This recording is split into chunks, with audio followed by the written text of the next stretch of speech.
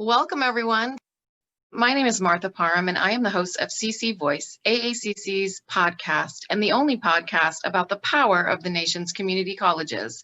I am thrilled to be here today to welcome you all to WDI and introduce my colleague, Jen Worth, the Senior Vice President for Workforce and Economic Development for AACC. Welcome, Jen. Thanks, Dr. Parham. It's a pleasure to be with all of you today. And I'd like to make a special welcome to all of our new to WDI 2021 attendees. I understand from you that during your registration, you clicked the button that said, this is your first time interacting with AACC through the Workforce Development Institute. So I'm just delighted that you're all going to be with us today. There's several hundreds of you from around the country. So please just sit back and relax and enjoy the conversation. I'd like to point out that this year is obviously a little bit unprecedented in the way that we are conducting the meeting. Historically, this event would have happened over 4 days, 3 nights, and had programming from around 7 a.m. to well after dinner and receptions. This time, we're going to channel all of our efforts into 2 very compact days on January 27th and January 28th of 2021. Those sessions will only happen from 11 a.m. until 5 p.m. Eastern time, so we really had to be selective about the kinds of discussions as well as the kinds of partnerships that we wanted to showcase to each one of you. This year, I'm delighted to tell you that a number of the community college partners that have cared about workforce and economic development for many years continue to re-engage with us. And so I have a number of them that we will show you on the slide here.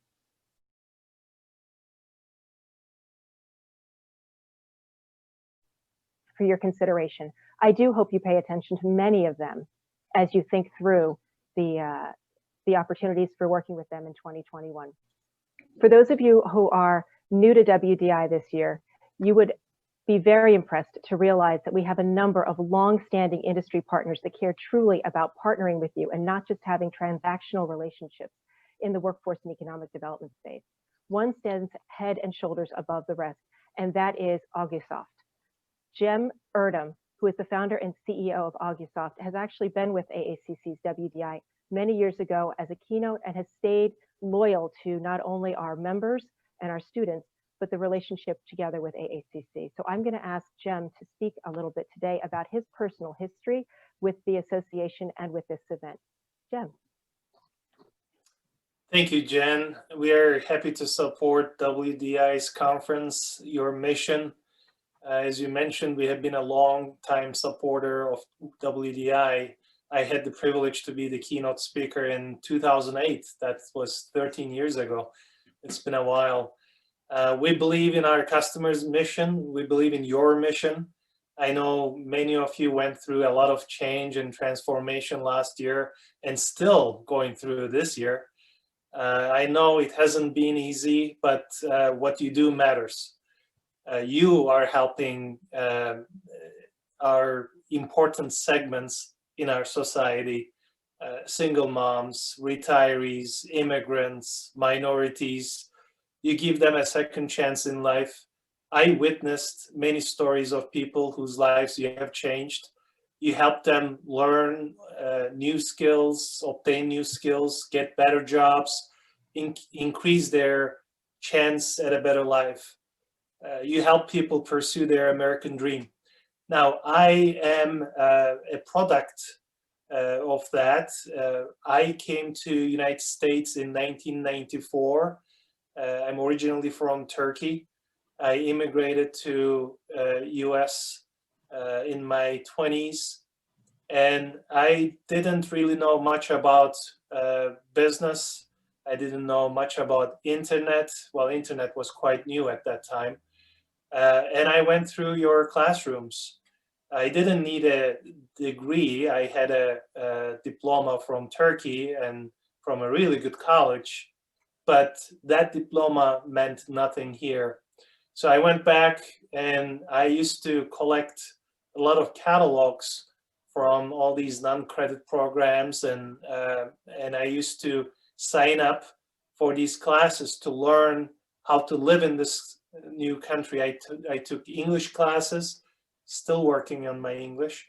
I took classes to learn about business, about internet, programming, even how to buy a house, because everything was new. So I went through your classrooms and I learned to appreciate the work you do. You help people realize their dreams, and I want to thank you for your service. Keep up the good work. That's kind of my story, but my company, I started as an internet service provider back in 1994, 1 month after I arrived to this country. I read an article in the airplane coming here, which changed my life. It was about something called the internet. This is 1994. It was very new. Internet was not known, but I thought it's going to change the way we live, the way we work. And I thought I should start an internet company. Now, as a brand new immigrant, of course, I didn't know any better. Now, when I look back, it was really a naive move. Maybe I wouldn't do the same thing if it was now. But I went head first and started my company. And I built a lot of websites. I don't know if you remember the terminology webmaster. Now there are so many different job titles around that. But if you did anything around internet, you were called webmaster. And as a webmaster, I built 200 web pages. And one of the websites I built was for a association called LEARN, Learning Resources Network. And the president of LEARN used to meet with me once a month and ask questions about the internet. And one day he came back, this was 1999, and he said he purchased some books last night from a site called Amazon, and it was so easy. It should be that easy to sell classes online for the community colleges and universities. So he suggested I should build something. So that was the story behind our product Lumens. We introduced it in 2000. It was the first software as a service product in the market. And since then, we've been serving hundreds of colleges and universities in US and Canada. And we really, truly believe in your mission.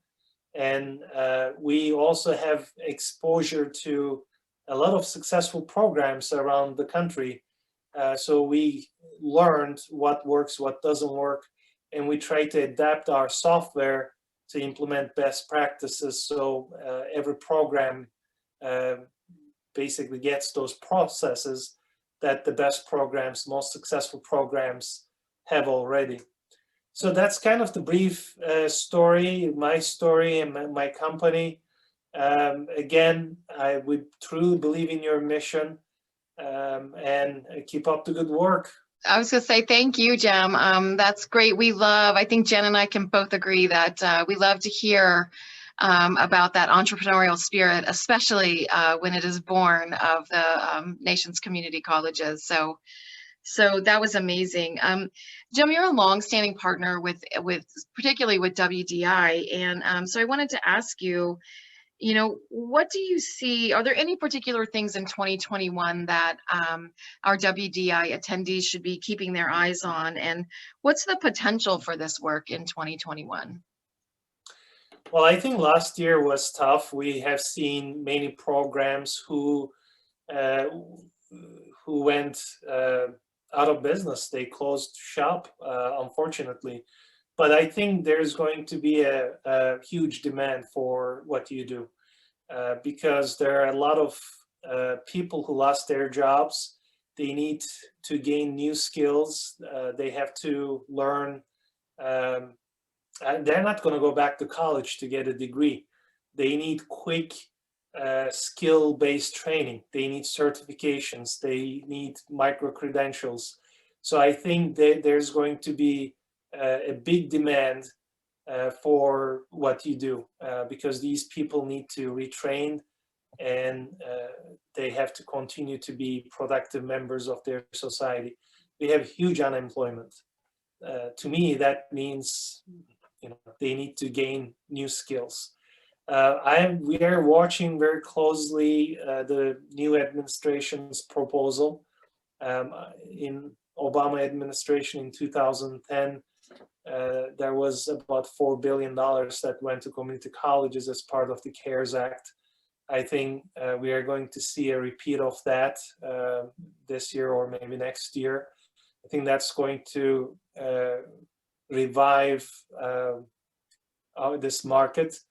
And I don't think we are going to go back to the classroom as it was before. So the programs who are not diversifying, the programs who are offering only leisure classes, I think they're, or just class-based training, I think they're going to have a hard time. We see that programs that diversify with certifications, contract training, workforce development, besides, leisure classes, I think they are surviving, they are thriving. After the 2008 crisis, we saw that contract training came back. I think contract training, corporate training is really low right now, but we expect that's going to come back probably in the coming years as companies start hiring new people and they need to train that workforce. And we also see a huge growth in certifications. As I said, people need new skills and they're not going to go back to college to get a degree at age 40, 50. They need to obtain quick skills. So we see a huge demand ramping up for our customer base in the coming years. Thank you for that. I think, when you're talking about skills, credentials, and certifications, that's certainly something that we talk about pretty much daily at AACC. And I'm sure the participants in WDI will be hearing a lot about it in the next couple days as they attend those sessions. So Jen, I'd like to turn it back over to you to talk a little bit about WDI, what our new WDI attendees can expect, and any closing thoughts. Sure, thank you. And thank you, Cem. So many of what you so many of your remarks resonated with much of what the spirit of this conference is all about. The rapid reskilling and reattachment to this labor market is an essential discussion and something that we are going to hit hard on in multiple workshops and sessions.